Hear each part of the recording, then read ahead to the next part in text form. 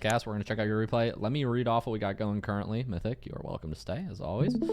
What you think the problem is? I have here rotation, positioning, and game sense. So mostly game sense things. You said you've not been given your... Have you done your session with Torment or Freaky yet? I have done my session with Torment, and he has given me my 30-day trial. Well, Cool. 30-day training. Cool. That's good to know. I'll try not to overlap too much with that then. You want to catch up to a friend, GC1. When to go for the ball and when not to go for the ball. Hesitation. When should you rotate? And where, as to where. Thank you. All right, cool. I think I got anything you'd like to add to that? It looks like Freaky's doing a session right now. So. I basically also want to know how to how to do first man and second man on defense. First man and second man on defense. Okay, we can run through that. Because I'm pretty confident in my offensive first and second man, not my defensive first and second man. All right, defensive versus offensive first and second man. Let's check it out. I'll do my best to support. We'll focus on the defense. I think I watched the first half of this in a live, so I'm going to skip to the second half, if that's cool. Yep.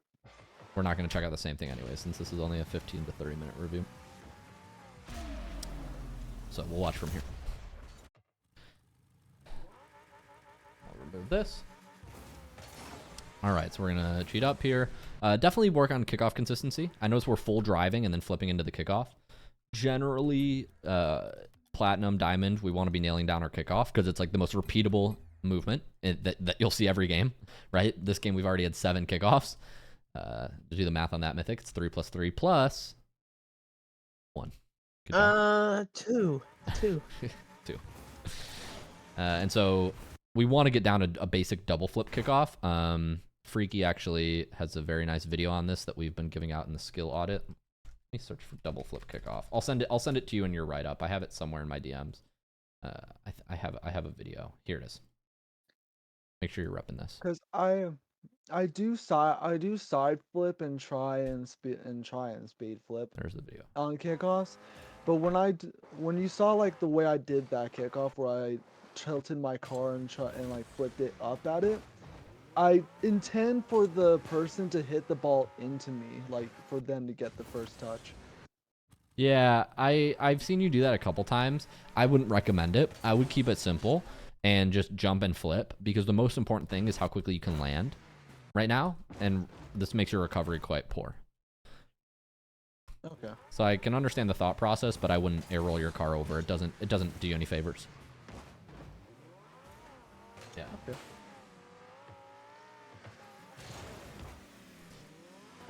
All right, cool. We're going to move around. You said you wanted to focus mostly on defensive positioning. Okay. So we have 100 boost here. Is that a replay glitch? Oh, yeah, it is. Okay, so you rotate around here. You're going to grab this boost, then come over to the left. This is a little bit of a wide swing. Just be careful about these. We want to minimize the time that we're spending away from the play. And so here, I would really be trying to turn into the midfield ASAP. I would actually be turning, probably using 12 boost, knowing that you're going to pick up this pad or something like this, right? Really hustle back to the midfield. I'm very scared that they actually have a lane to shoot here if you don't show some hustle, if that makes sense. Okay. So you basically use that 12 boost freely, knowing that you're going to pick up a pad or so here. So use that 12 boost, whip around. 2 taps of power slide will do you a lot of good here. Get back to the midfield ASAP. That makes sense? Okay. Yeah. Right. We will play in the midfield.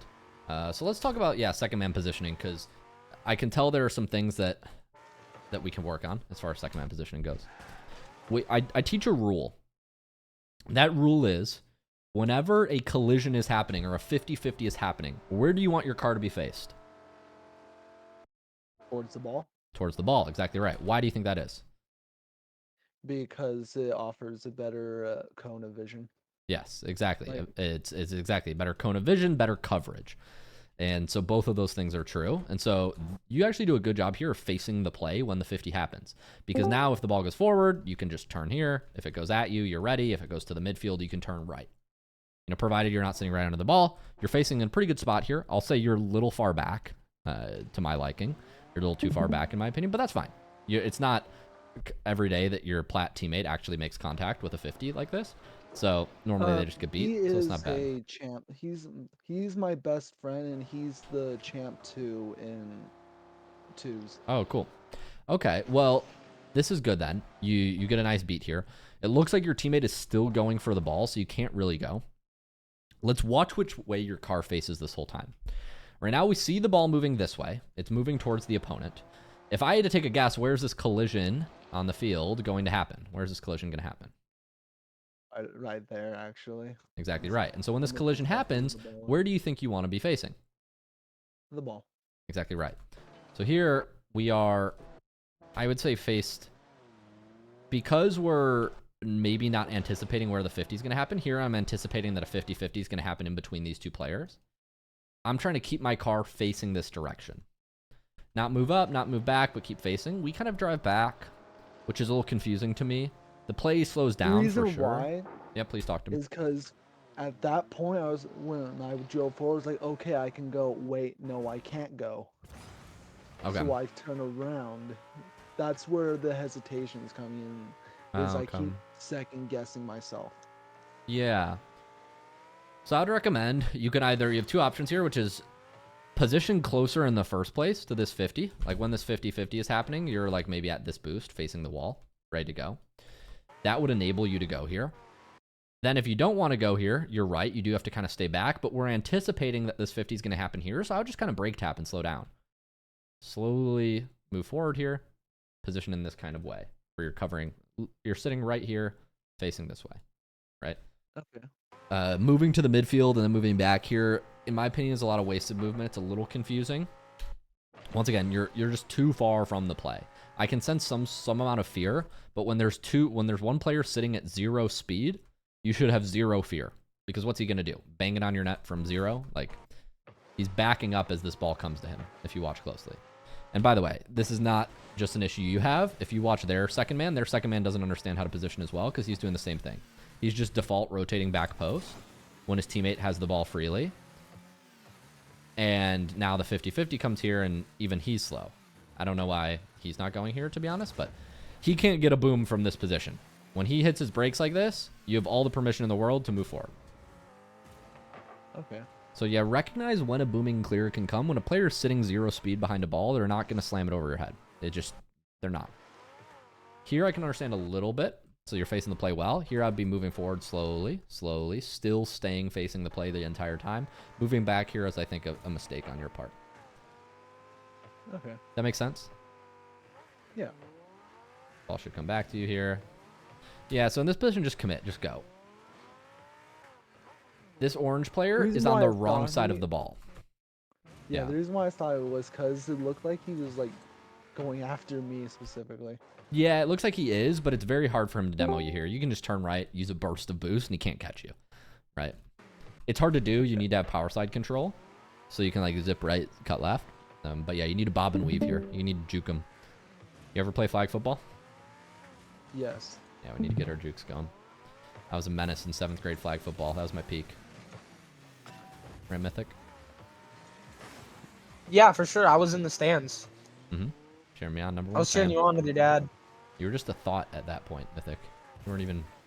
I real. was more than a thought. I was a reel. I was a reel on a TikTok, on an Instagram, on a Snapchat story. I love it. So Casper, I was just as real as slappy, sticky hands. I am too old for these references. So Casper, I think your biggest weakness is not how do I say this? Understanding when the opponent has a threat and when they don't have a threat. Okay, so the way we do this is by looking at and we'll talk about shadow defense. Has Torment have you working on any backwards saves or backwards defense?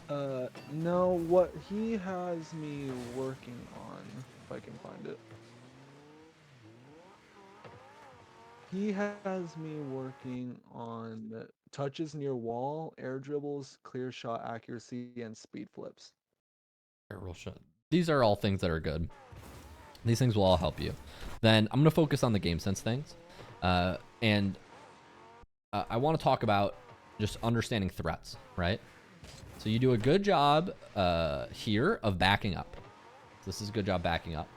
Now, when your opponents or when your teammates kind of moving up on the field, here we want to dribble this ball. When your teammates kind of moving up on the field, the things I want you to be looking at is which way is the defense faced, right? Right now, we see one player facing back here, and the other guy behind him is also facing back. So when I see two players facing back on the field, I think it's very hard they're going to shoot at us, right? So I positioned very close to my teammates supporting in these positions. You're at about the right distance. The boost meter burst kind of puts you out of position a little bit. Like you start boosting before the 50 happens, and that kind of puts you too far out under the ball, and then you have to slam the brakes. But here, I would have been actually a little closer at this point, supporting behind him and kind of to the left a tiny bit. That's where I would be. Like you imagine if this 50-50 kills, you want to be right about here. That way you have a straight line to shoot at the net. Right here, you come from the right side of the screen into the corner. It makes your shooting angle a little harder. Not impossible, but it makes it way more awkward. That make sense? Yes. So understand here, you should be scared because there's a guy facing the ball. Now he moves back, it gets beat. You should be very aggressive, moving in behind your teammate, sort of this way. That's how I would kind of be, just a tiny bit to your left. Okay. Questions on this? So far, no. That it makes a lot of sense when I see how the ball played. Yeah, this will happen a lot. You want to be behind the 50 in a position where you can kind of draw a straight line at the net. Not at the wall, but still central enough that, you know, you can play the ball, but in a more of a straight line to the net. So that way you're not going into the corner and shooting every shot like an air roll shot, if that makes sense. Okay. Now, that being said, you could jump up. Here you either want to catch the ball or jump up and hit it down. It might be a little bit above the mechanical level you're at right now, but we do want to catch this ball. We do want to catch this ball. And the reason is because where are my opponents facing? They're all facing to the right towards their net. Exactly. All of these guys are facing back. And when I see a bunch of players facing back, I think don't shoot. They're ready for a shot. Control the ball. That makes sense? Yep. It's very important that we can check our opponents, because I think that's one of the things we're not doing right now as effective as we could be. Okay. Luke is spitting facts, guys. Make sure you're paying attention. Thank you. Yeah. A lot of facts. Playing the ball to the right side. Corner air dribble. Reset 1. Reset 2. Wow. That was a pretty good plat air dribble, I gotta say. You got over 1, which is good. This is a very hard angle to hit without directional air roll. Yeah, I'm happy you went for this. You did well of just air rolling to the right, floating behind the ball. Good job. Thank you. Yeah. That was actually one of my first attempts in an actual match trying to air roll it. Oh, nice tap down yourself. Good try. Bonk. What a play. Yeah, so mechanically, you're probably going to want to work on the things the tournament has you working on. Dribble control. Here, just leave. But this will come with time. Kickoffs, consistency things. Whoa, don't leave. Don't full leave. Grab that half boost. Turn back around. No need to full leave here. Oh, maybe it actually isn't there. I don't know. That might be a replay glitch. I don't know. Either way, I wouldn't full leave. No, it wasn't there. As you can see, as I drive right past it, it comes back the moment I drive past it. Yeah, these boosts often will come back. So you can usually position in the midfield pretty safely and wait there. The play's got to come back to you anyway, so you have time. Nice, get to the midfield. Once again, I'm just going to encourage you to position based on the orange team. If all the orange team is behind the ball, we should be very close here. Very close. But this isn't consequential. I'm looking for more defensive opportunity. So we're really looking at the opponents, knowing whether or not to position closely. Are you doing some sort of fake strat here, or do you normally kind of just wait back? Me and my friend used to just flip towards the corner boost, but as I've been getting told quite frequently that doing that off kickoff can get you scored on. So that's yeah. I wouldn't recommend staying back. It's very common. People at the low ranks think this is a good idea. Sitting back on kickoffs is very suboptimal. Because it gives your enemy possession. Exactly right. The ball goes to the left here, and you're just like, okay, I'll start on defense. And of course he's plat, so he's just kind of air dribbling into your corner and not really doing anything.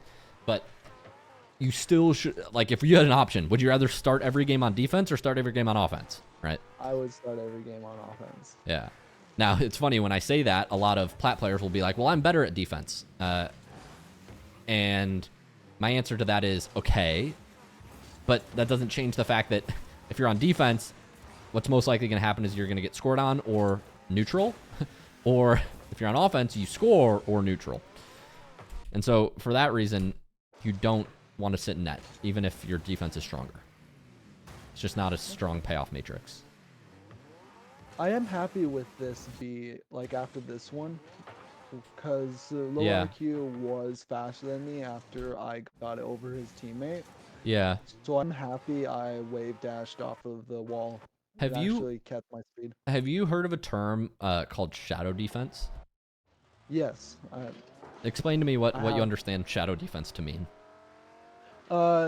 For me, what I believe shadow defense is being close to the enemy, facing your net, and when they shoot it, you want to jump and hit it against your crossbar.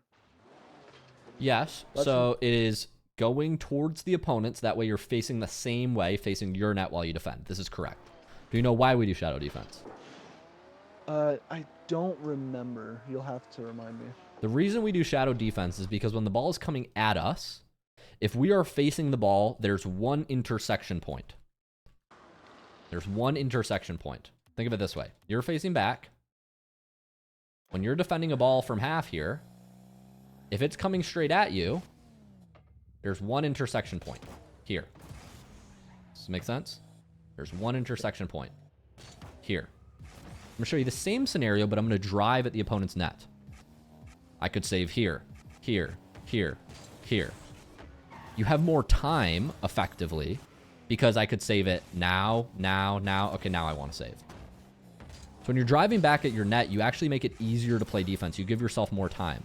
Whereas if somebody's air dribbling against you effectively, and so imagine there's somebody air dribbling this ball. I'm going to do something that looks kind of funny on your screen. Imagine somebody is air dribbling this ball at me right now.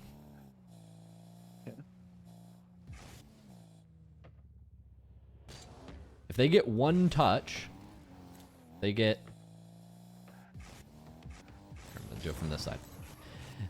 If somebody gets one touch over me here, right, and I'm jumping, so imagine this ball's coming at me. He's air dribbling it. He's air dribbling it. Yeah. He's air dribbling it. If I jump here and he pops it right there, it's over me. Now I'm going to show you the same motion that looks kind of quirky, but imagine somebody's air dribbling it at me, right? If he's air dribbling it at me and he goes one up, one up, one up, one up, I can wait here. And if he hits it over my head, oh no, I can just drive forward and I'm still able to save it. Okay. So the idea with shadow defense is you give yourself more time. So what you don't want to do is when the opponent has the ball at half field here, what you don't want to do is go sit in net and face them. Because then when the ball comes at you, if they get one touch over you, you're beat. You can't save it. But if you're in this exact same scenario and they hit the ball at you and then they get one touch up, you could still jump higher and save it. You still have time. Does this make sense? Is this clocking? Yeah, it does. Actually, it's pretty easy for me to understand it when it's explained to me, so that's why I don't ask too many questions. Yeah, so that's good. So what we want to be doing in these situations, to recap, is we want to get out towards the opponent. So you see him at midfield air dribbling on the wall. You want to drive towards him, see if you can cut off his shot. If you can't cut off his shot, that's fine. You're going to grab your corner boost here, theoretically. Grab your corner boost. And then position like this. So when the shot comes, you're saving it across the field. You're not saving it to your crossbar. You're saving it across the field. So you're shadowing here. The ball gets shot at you. You go, great. You hit it across the field, and you keep following it. Does this make sense? Yes. I'm going to send you a pack to work on this.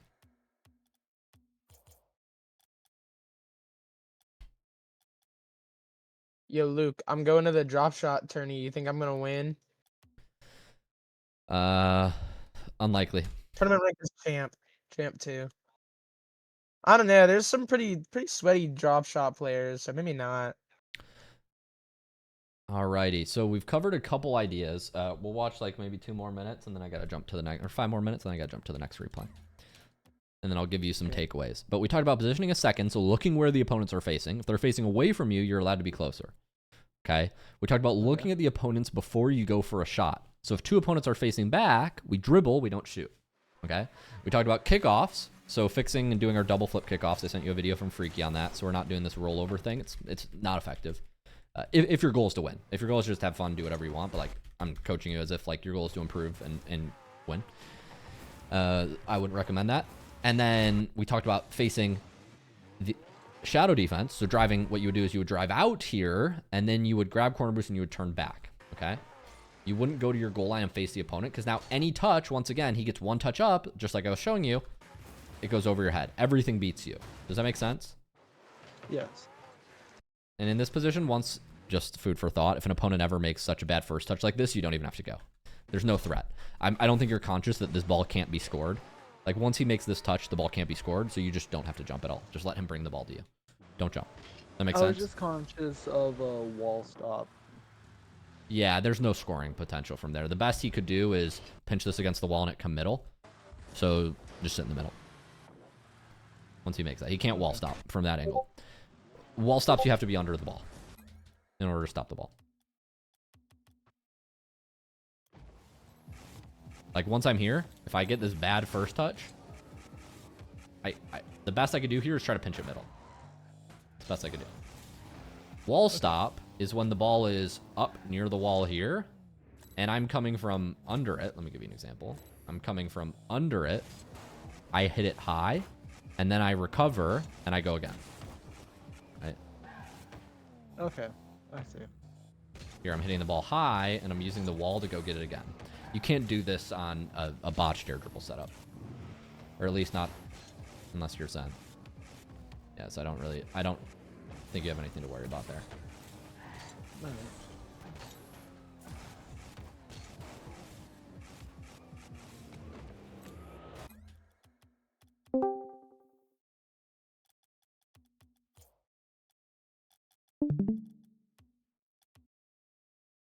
It will benefit you to just learn mechanics over time. As you learn mechanics, you'll realize what threats the opponents have. I think right now it's challenging for you to gauge when an opponent has a threat, because in that position, you don't know what threats you would have as an attacker. And so you're scared of things that can or maybe can happen and maybe cannot happen. Does that make sense? Okay. As you build your own toolkit, you'll start to understand folks' like options and possibilities from different attacking positions. I would leave half boost for teammate. That when I got it over into center, was that a good decision to wave dash towards the ball off of the wall? Here? Go back one more. So after I beat Kilnor to push it forward, I jump off and wave dash forward. Yep, that's good. Very good. I didn't notice that. That was very good. I would love to actually see you do it again here. That was very good. So jump, wave dash, you hit the ball forward. Now do it again. Jump down from the wall.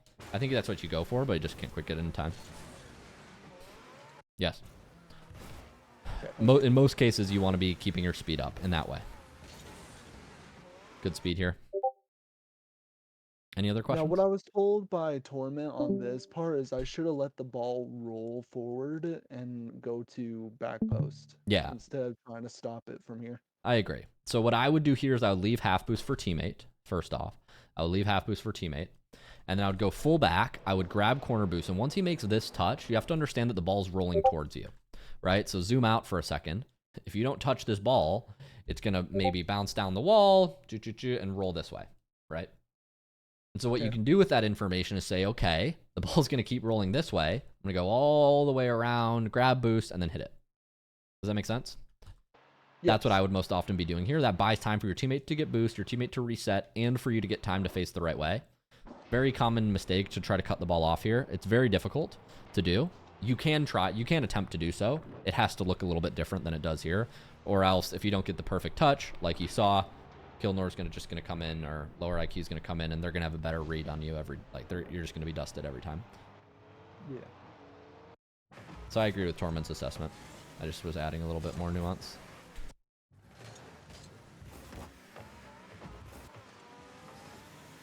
Yeah, here we just have to stay in the midfield. You're facing the right way. Just slow down. Here you have to brake, tap, and jump. You have to clear it. Try. Okay.